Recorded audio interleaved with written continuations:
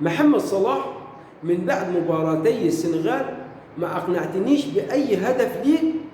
الأسيستات تقنع أي حد، مش أنا بس، ولكن الأهداف تحديدا مش مقتنع بيها زي ما قبل مباراتي السنغال.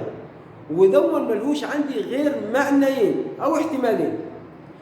المعنى الأول، السنغال تكون استخدمت معاك السحر، ودون أنا مستبعده.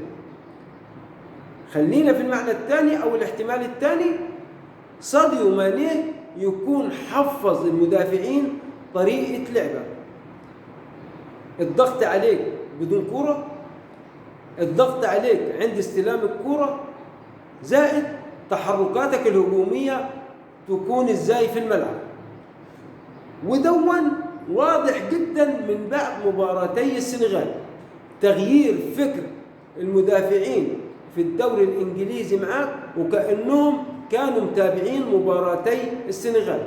ومن اللي حصل معاك في المنتخب المصري تحليل، أولا أكيد أثر عليك بالسلب مع ليفربول الموسم السابق، ودون كان واضح جدا، زائد ضغط المدافعين في الدوري الإنجليزي عليك بطريقة مدافعين السنغال. حاليا أنت بدأت تتعافى الموسم دون، أهداف هدفت، أسيستات ولا أجمل ولا أروع، لأنك بتلعب في منتخب الليفربول، ومصمم على الجملة دي، بتلعب في منتخب الليفربول مش في المنتخب المصري للأسف.